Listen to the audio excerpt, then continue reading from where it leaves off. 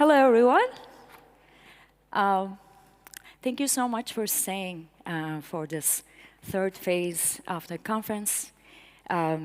It's a pleasure to be here. I'm so honored that I've been invited to do this residency and get to meet really amazing people and get to produce new work. But without further ado, let's dive in. Today, what I'm gonna do is basically connect some of my earlier work to this wonderful word, the keyword we've had, hypernature. So about me a little bit. Basically, I'm an architect. I'm trained as an architect. And I have studied extensively, basically, moving from architecture to interface design. And at the end, I did my PhD in neuroscience. So some of the things that I'll end up with will connect to cognitive science in a kind of very light way, very generic way. And I'm running a lab right now called Speculative Ecology and Bioarchitecture Unit in University of California, San Diego, at University of California, San Diego, where I do different type of works. I grow algae. Now today, I think what's really interesting for me is the concept of hypernature and its connection to this other concept that became really popular, I guess, late 90s, early 2000s, hyperreality. And I remember thinking about this. I was in, architectural criticism. This is a concept that also affected, it's of course resonates with media, but is born within architecture, because a really wonderful example of hyperreality of Baudrillard and Umberto Eco is Disneyland. So what is hyperreality according to them? I don't have a book definition, but basically when things become more real than themselves. It's hyperreality, right? And they pointed this out as a phenomenon, kind of like a cultural tumor or some kind of cultural itch that happened in the West, especially in the United States. And looking at, Disney architecture, which was quite criticized for many, many reasons, right?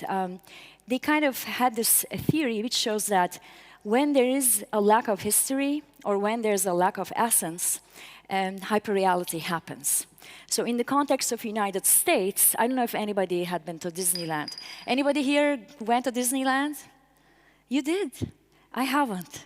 2 people. You did. So I don't know how it is to be there. I haven't shaken hands with Mickey Mouse. But apparently, there are all these different structures that mimic Moscow, Paris, etc., like Eiffel Towers or the Onion Domes, etc. So this was the prime example. Another good example of hyperreality is the photograph of a burger. You're trying to go to the station, you're hungry, you see this like burger. It's more real than the actual burger you're going to get, right? So this was the concept that was born in that time. And we have to understand that it's really connected to lack of something. When there's a lack of something, it becomes kind of hyper, right? And thinking about this entire context, and I immediately thought about a very famous image. And on my screen, I don't see the, the watermark. But this is an image called Bliss from Windows XP. It used to fill our mornings and nights and evenings for Windows users, right? And something that's actually really interesting because it's one of the first desktop images that is, finding this common usage, but it's also historically possibly the most viewed photograph. So it's not Mona Lisa, it's not, I'm thinking of some famous photography from history, it's this image, Bliss, that has been seen by the most number of people. Now, I confused you a little bit there because maybe you're thinking, well, what? We're confused. This is a photograph, by the way. It is not a digitally created image. Back then, this was, chosen to represent California's beauty. It's the meadow, and it's a real photograph. But when it's placed in the context of the computer frame, yes, the frame of the computer, it becomes hyperreal, right? And if you think about it, when we're exposed to screens, even purchasing something at MediaMarkt, like you would see all these really, really delicious, attractive images of nature, and we even call it nature porn. So whenever nature gets into technology, it somehow becomes hyper, right? So then I started thinking about what are some other hypernatural imagery that I've seen, that I've been using in my work. This is by Chris Jordan, another photograph from 2004. Most of you must have seen this by now, right? This image have become the poster child for plastic pollution. Now, when I first saw this image, I had goosebumps. I just couldn't help it. It was before we were all accustomed to hearing plastic pollution. And basically, this is an ultimate juxtaposition of nature and culture, right? And it's in the midst of the digestive tract of a bird, of this wonderful marine bird, Laysan albatross. We are bumping into remnants of our culture, right? This is another image, the one in the middle. The entire image is an artwork that I made. That I found when I was working on plastic pollution. And this is a chair at the bottom of the ocean, 6 kilometers down at the bottom of the ocean. Again, North Pacific subtropical gyre. I'm going to talk about it quickly. And a plastic chair sitting there. Again, I thought this was maybe an example of hypernatural.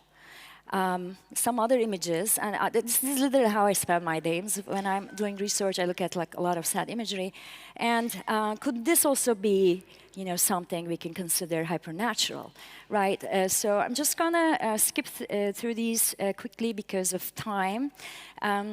But starting with this imagery, which I think is also hypernatural, I realized that there was something really wrong with, natural systems, biological systems, especially when you think about the ocean. And this project is very old. I will not spend much time on it, but I wanted to bring it up because in the morning session, if you were here, Sabrina Radke, who made this wonderful electronic beings, it's in the main exhibition hall, talked about how she thinks about the post-human from the angle of a world where there are no humans anymore, right? Like nature, we ruined it, it fixed itself, no humans left, and then new things are happening. And I had the same, and actually we then encountered the same thought, or same thought pattern with another pair of artists, right? Jana and Lex also mentioned this. So this was a methodology that I also embraced for this project that I made in 2013 called An Ecosystem of Excess. I'm a research-based artist, so everything that I do has a lot of, literature survey behind it, or correspondences with scientists, or even residencies or lab residencies. And for this project, I basically worked with Linda Amrell-Zettler, who had discovered these naturally evolved plastic-eating bacteria, which had turned into headlines like, oh, the plastic problem has been solved. So she sent me those flashed images of bacteria, and from there on, I designed an entire ecosystem for a post-human world where the ocean was completely full of plastics, right? Again, each creature or each taxa, each element that I designed was connected to a paper. And that paper was about how microplastics in the ocean change the composition of the ocean to the degree that insects start migrating to the ocean. Because normally aquatic insects don't like salty water or pelagic ocean. So that's a major, ecosystem change. So I focused on that, and I made plastic-eating insects, etc. This is an old project. Another, aspect of this was how plastics came to be. And I did research on pre-production plastic pellets, which you see in the background. What happens is they escape the industrial borders and end up in the sandy beaches, and in the, again, digestive systems or the bodies of living animals there. So focusing on that, I designed an entire plastic sand full of, again, plastic-loving, plastic-eating creatures. And this is Pacific balloon turtle. I come from California, so there's this phenomenon called balloon pollution in California. And I was like blown away by that, like balloon pollution, because they celebrate openings, I don't know, end of school, etc., by releasing balloons. And there I found a paper which showed that balloon, when a hungry turtle was presented a clear piece of plastic versus balloon, the hungry turtle would always eat the balloon. It's a weird paper, but it's really inspired me to design this version of a turtle that can actually endure balloons, right? And another species here, I'm just going to speed up here because I want to talk about our current projects.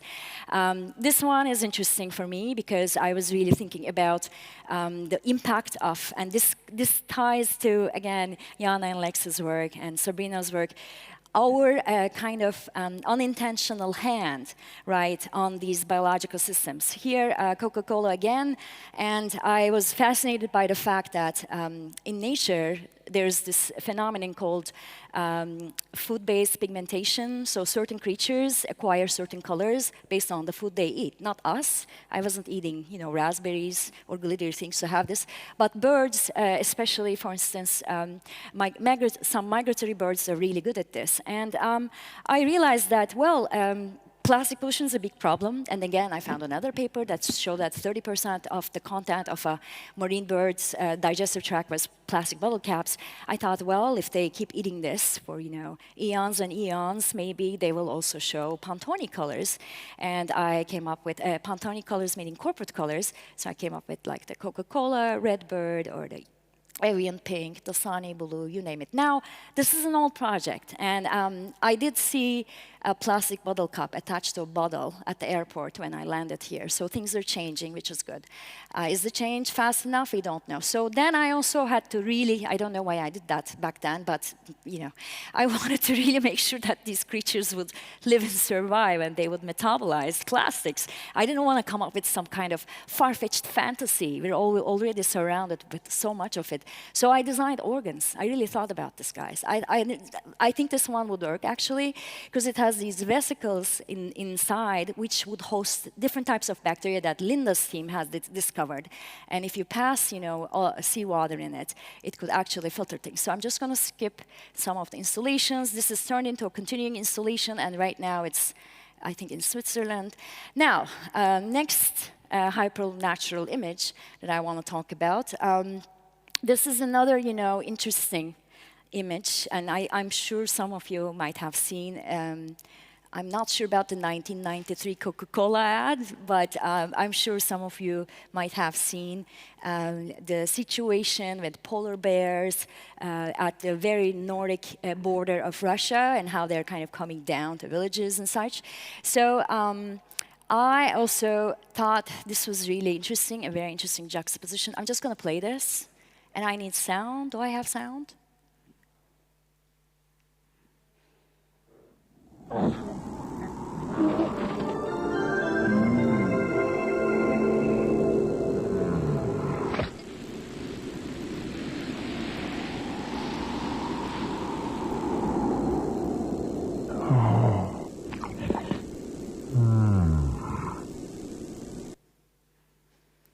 So following this, I came up with this project called Global Warming Yoga Studio. I'm throwing in like very different format at you here, but again, I was fascinated by the fact that we're creating this hypernatural situation, especially for this, again, legendary animal, another poster image for climate change, right? And I designed a yoga studio. I was practicing hot yoga back then, and I'm really interested in activating our body for basically creating longer-lasting memories. Again, back to neuroscience. When you're acting upon something, your body gets more involved, and that does create a different type of sensation in you. So I had these heat lamps. There were 317 of them. So I wrote global warming on the mirror. This type of yoga is very popular, again, Californian. Bikram yoga, it has different names here. I don't know if it's popular in Berlin. But then people could come and practice here. People performed in this like in 3 different locations. So now let's come to the project that I'm showing here, and I think I have enough time for this. The images I'm going to show and like the work I'm going to show right now is mostly digital, right? I work in the digital domain, and all the apps that I primarily use are industrially acknowledged, kind of, industry standard apps. And most of these apps would have updates, right? And you'll have to update your computer because they are trying to get more and more hyper-real, right? The rendering has to become super real. And so I thought about this. Can we take the music from this? Yeah. I thought about because I just want them to kind of rotate. So while I was working with this software, there's always this push to make the more realistic thing, but I really, coming from where I come from, I wanted to play with this, right? I like that some things are almost cartoonish and some things are more stylized, but there's also this realistic aspect. That's kind of a vague place to be. And I'm just showing some characters that I worked on. This one was, this is a project actually that I'm constantly meaning continuously working on, and it's called Genetically Designed Gods. It's 9 characters, all of which are genetically modified, and it's looking at a maybe near future where a certain genetic modification of even brain tissue could be possible. And this character you're looking at is an athlete. I don't have the full film, time to show the full film. She's an athlete designed and sponsored by Nike. And at some point, she's winning all the competitions, etc. This is a time where Nike is, running the show. There are non-national Olympics. It's all corporate Olympics. This is not my idea. I'm totally stealing this from Ursula Le Guin. And she's competing, and then she gets bored, and she becomes Artemis and starts fighting against Nike. Now, these are some studies that I did for the current work here. And I don't know if you've been to the mixing plant yet, but I have 2 pieces there. One is Hollow Earth. It's sort of this diorama piece that I envisioned in that space. And I'm just going to play this while I'm talking about that, because I also realized that I don't have a good documentation of the other work. So I'm just going to go back, and this is supposed to loop. But again, I started in the digital domain, and the keywords that I started with for the project at the mixing plant, thinking about hypernatural and thinking about not just, images and creating more flat images, but really actually modifying our bodies to the degree that we become hypernatural. It's already happening, right? I designed these characters, and let me see what's in the back. Okay, I'm going to come there. And the other pieces in the chimney, and it's a time tunnel. Coming from architecture, when I saw the chimney, I was like, oh, okay, this is a vertical tunnel. So if this was 90 degrees down, we could walk. And I also really like the fact that it was the end of the cooking plant. And I have some short film there. I don't want to talk about it that much because I don't want to ruin the effect. But to kind of, come back to the theoretical framework, or the more, critical framework that these works are born within, right? Real or not, all stimuli gets processed in the same systems. It doesn't matter if what I'm seeing is real or if it's, produced. Earlier, Soph was talking about this too. We build our own reality. Right, all animals build their own reality. There's actually a wonderful thinker, Jacob von Uexküll, biosemiotician, who talks about this, and he calls this the Umwelt. I know in German it means environment, but the way he uses it is more like the world that you build, and you build it via your own sense and action organs. So all stimuli, regardless of the fact that it's real or not, if it's digitally made or if it's, the work of the hand of evolution, it enters the same system. And if we start treating each stimuli equally, it will cause problems for us, right? So those are the thoughts I'm having, but I'm going to stop here because I have 10 seconds left, and I'm going to use that to turn around and sit in my chair. Come and join me.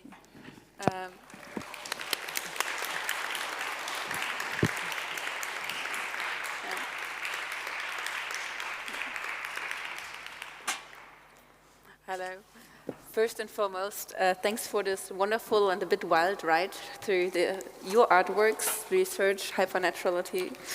And I have so many thoughts and so many, it's created so many nervous stimuli in my head that I wasn't quite sure where to start. And I think the easy way out for a philosopher is always to start with a definition. If you don't know what to do, you go back to what are we actually talking about. So if you're okay with it, I would want to step back a little bit before we address your concerns or questions again, and go back to the very beginning of your presentation. And you started with the idea of the lack, that the hypernature and hyperreality is basically a lot of times caused by a lack, a real one or an imagined one. Maybe it also doesn't really matter which one. And that started me thinking, this whole conference, we've been talking about hypernatural forces, hyperreality. I think there were a lot of definitions in the room. Right. I'm not quite sure if we've ever agreed on one. So while I was listening to that, I tried to come up with my understanding of hypernaturality at the end of this basically conference day. And what I took away from it is basically that hypernaturality exists only by human design. We have created the possibility of an artificial authenticity. So hypernaturality is always an exaggerated simulation of a nature of some kind of nature that has never existed or that hasn't existed in this way it is presented, because it's better than the real thing, or it's sparklier, it's sleeker, it's shinier, it's in some way filling a lack that is perceived there. And in that sense, it feels to me that hypernature has become, and this is a bit of a thesis I want to throw out there, has become a culture. It has become a culture in disguise. It is, Is that something that resonates with your understanding of it? Yeah, of course. I mean, we're all cultural producers here. I never really thought that I would be actually working on culture, which is very anthropocentric. I thought I would be working on non-human animals, to be honest, when I started working on these projects. It always connects to the human again. And I'm like, oh, okay, culture.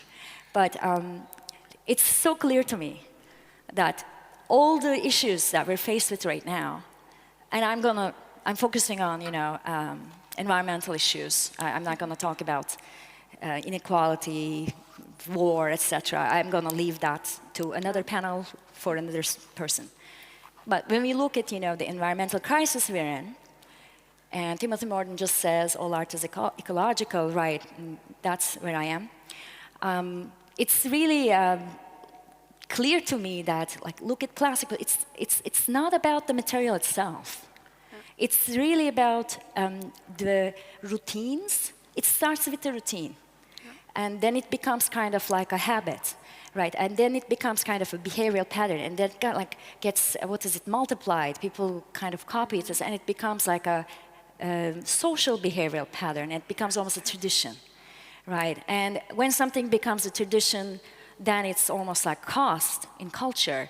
And I think consumption, consumer culture in general, I always think about how do we, there are triggers, we respond and we don't even think about it, right? So I think all of this is cultural at the end, yes. But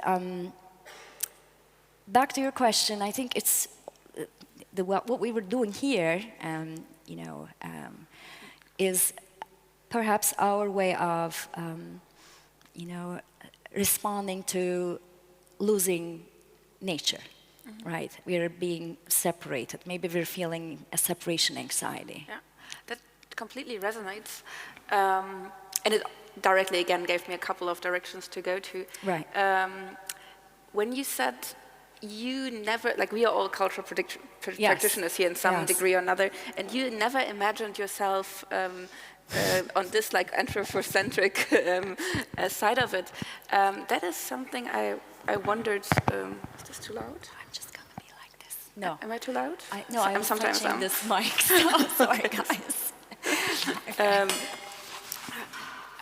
When I look at a lot of your work, that was something that really spoke to me, because in some areas it's so clearly transgressing certain dichotomies, and you, in your art production, also very clearly transgress certain dichotomies. You are coming from research, you're doing artwork, you don't follow some expectations there, and at the same time, you said yourself that you wanted to move from just calling out for attention to also offering solutions, and to addressing, because this huge environmental issue is so obvious, to also address those big crises that we've created as humans.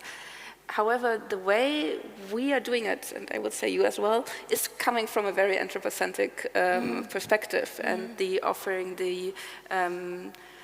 the creating artworks or creating microbe or bacteria that would eat plastic are then a human-created solution to a human-created problem. Is that something that worries you sometimes? Of course it is, and I'm glad you brought that up. I didn't have a slide for that, but I have this really big architectural installation in Venice Biennial, and I titled it Hollow Ocean 2048. So I'm just going to refer to that paper in relation to this question. In 2006, Boris Worm, a scientist, publishes a paper. I don't recall the full scientific title because it's long, but it's really about the impact of biodiversity loss on the oceans. And the paper does these, talks about these calculations and fishing and fisheries and fishery health, etc., numbers, and says, and spits out, a year by year 2048, it is likely that there will be no, marine life left in the ocean, no fish left in the ocean. They don't use the word fish, though. They use marine life, right? And then this becomes news, for instance, in National Geographic, and then the title is, the paper is Biodiversity Loss, Impact of Biodiversity, and the title is, Seafood Might Be Gone by 2048. Like, really? What you're thinking about is, like, you can't have sushi, like, that's the problem here? So, I mean, it does make sense in a way, because it's our animality. We are in our bodies, and like the body desires things, and we're in our immediate environment. We always respond to our immediate environment, right? But at the same time, there's just something really wrong there, right? So my concern doesn't really lie in protecting human race, etc. My concern lies in really protecting biological systems at large as a unity. Does that make sense? Yeah, it does. I still feel that there is some tension, but I think maybe there is also tension that one cannot get rid of, and that might lie in the very foundation. If we see that we cannot get rid of our desires, and the seafood is an example. We are conditioned in a certain culture and environment. It's our first response. Then, I mean, the wanting to help also is part of human nature. Exactly. And, that's wonderful as well. Empathy, yes, exactly. Historically, it hasn't always had the best results either. But I think in this tension, there's also even within just the existence of the artwork or the desire for the art, there lies an interesting different tension. If we, for example, look at the polar bears that you that you showed, there we can see at the very same time the desire for the nature and the animal, and we can see the exploitation of it. And this whole panel is somewhat framed under the question of the end of exploitation. And I think in the polar bears, I think this time you didn't even mention it. It's the first CGI very. Oh, I forgot to mention that. Yes. Maybe you can tell that a bit later. Yes, it's a historically significant point we have to make. It is the very first CGI. CGI animation. Yeah, and it has been such a success, and people. It is. It cost. There was a lot of desire to then create more of those polar bears, to then create movies based on that technology.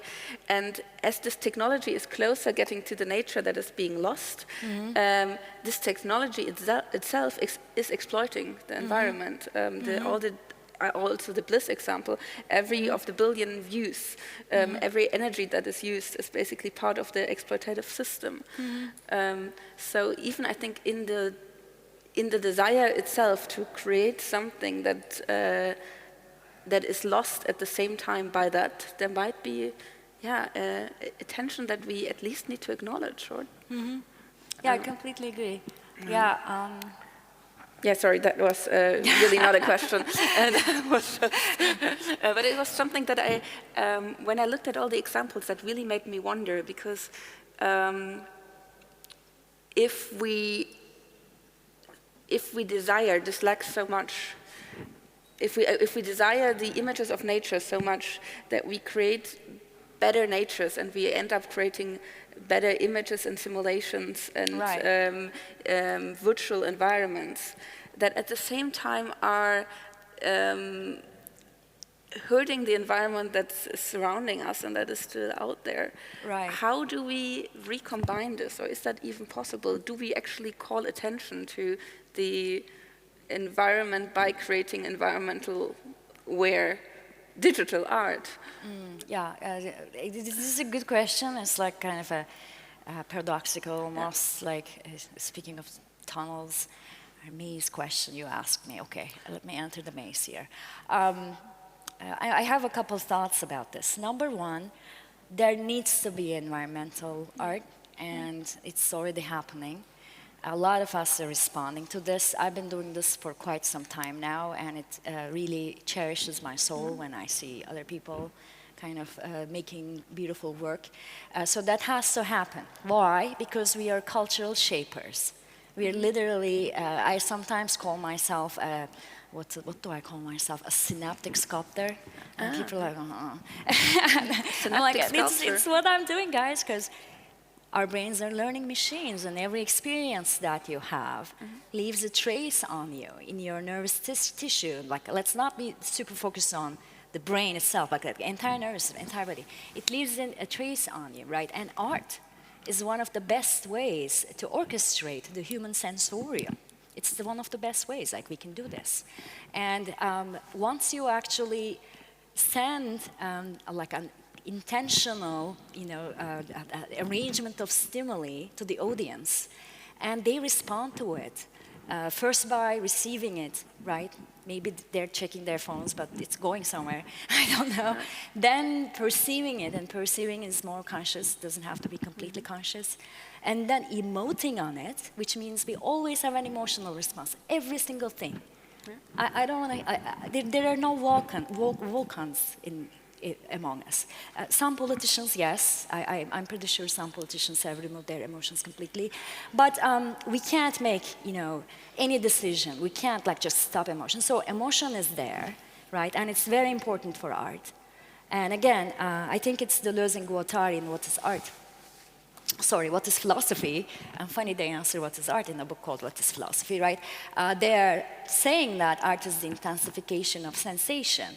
So we intensify it, and then we meaning artists, and then we can orchestrate this, and it's perceived by the audience, and there's an emotional response. But then it can also become conscious thought, and it can become something higher level, right? Higher level meaning there's a sequence of how stimuli is processed in the body. So that's what I'm talking about. Like the stimuli hits your ears 180 milliseconds. It takes longer for it to become a thought, but the artwork will trigger this sequence, right? So, and your artwork a lot of times doesn't only trigger one stimuli, right? Not at all. Speaking of the hot sauna or the global warming, it seems a very clear decision of you to involve different senses that are stimulating the body even more and bringing the body that might be lost a little bit into that reflective process. Exactly. That's why I love Stephanie's work. I love visceral work so much because of that, because I want to have access to every sense that my audience has. I want to have access to my own senses too, because I'm working on myself. I'm my own test subject, right? But let's go back to the question. And the role is here, that thought could stay with that person when it becomes a memory, right? We're very good at making memories. Some nations aren't.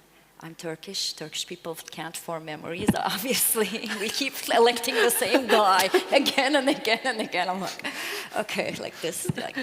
And back to this, that's very powerful in creating culture. So by making this artwork, it might not feel like it at the moment, but you're creating a different thought, maybe a different memory, and that's already synaptic sculpting. Because for a memory to form, you know, neurons have to communicate with each other, and when that happens, they stay like that. So they actually geometrically change, literally. So that's sculpting, right? And that's cultural sculpting too. Like that's how we build culture, right? By exposure to these kind of novel experiences. So yeah, while I agree, I have to admit, when I heard you talking about culture for the first time, that was really an interesting experience for me. It was on the Zoom call when I wasn't really sure what kind of culture we were talking about, and that might bring me back to this philosopher's how do we define things problem. Define culture. I was first like, maybe also because there are so many awesome marine biology or other biological references in your work. Maybe she's talking about bacteria culture, and and our own body is made out of so many bacterial cultures that are also constantly redone and are being sculpted or could be re-architecturally designed. And I was like, oh no, this is probably a more traditional understanding of the cultural understanding, of an understanding as culture as a basically umbrella term for collective conglomerations of social norms, behavior, institutions, whatever. And then I thought how wonderful it is that so many thought-provoking pieces that you show have all those layers to it, that one can go in from each academic discipline or from each sense or stimuli one approach it, it opens up basically an umbrella of thoughts. I mean, thank you for saying that, but we just mentioned Umberto Eco. I mean, for the longest time, I loved their concept of open work. Like, I can't control what the audience will feel, emote, think, remember. I can't completely control it, but I can put them on a trajectory on the path, right? And that's possible. This is not esoteric. There's a science to this, and a lot of artists hate me for saying that. But I can do this, right? And then, of course, I start thinking about, like, as you mentioned, layers, like, what are the certain senses we can use? Multimodality is a term here. What are the, like, even how the audience will approach the work? Like with the time tunnel, we noticed that you have to look up for 4 minutes, and I don't want to do that to someone who has neck problems. So all of these things actually affect, like how you, what you get out of the work, like adding references, etc. So it's very, how to say, it's a challenge sometimes, but when it works, it's very rewarding. I think since we are nearing the end of this journey, and I hope the audience has had a chance to watch your exhibits at the exhibition either before or will in the next days, I think my last question will address the works that you've already mentioned now, but that maybe not everybody has seen. Would you maybe want to take us a little bit in the process of how you envision this works in this specific site? Because I mean, this place here also has a really weird renaturalization heritage, being a mine that is a very industrial place that now looks very artsy tonight and very different. Right. What was, I think, like the main stimuli that you wanted to hand over to the audience, and that they might take on their journeys to new and different worlds in the next days during this festival? Yeah, I mean, to be honest, when I first came here, I didn't know what to expect. I've been working on climate crisis and fossil-related stuff for a long time, so I'm no stranger to the facts and how serious the situation is. But the site, again, architectural space, nothing can beat that. Scale, nothing can beat that. the site really kind of like warped me. Like it kind of like, I don't know, paralyzed me almost. There were so many moments where I almost, again, felt the presence of coal from different parts of the world, because when it was first founded, the coal came from here, right, Essen. Coal was from the rural area, but then it's gone, then it's becoming important. So I just started seeing, kind of feeling this kind of, you know, history of molecules coming in, molecules living in bodies, getting into this, etc. But it took me literally 10 seconds to realize that this is the crime scene. Like 20, I don't know, 100 years from now, we're gonna go. There was a time where human beings were burning fossil fuel. Can you believe it? And they built these structures for that. And I was like, this is a crime scene. So that was my take. That was my first impression. Back to the tunnel and the specific site. I chose them because when I was studying architecture, I had this one professor who dressed really well. I had a crush on her. And she once said, if you're a true architect, you walk in the site and you hear your name being called. So I was like, am I hearing my name? I was like, okay, I think I do. Yeah. Thanks for letting us hear your Thank and you your for name as well. the conversation, and thank you for staying with us, dear guests.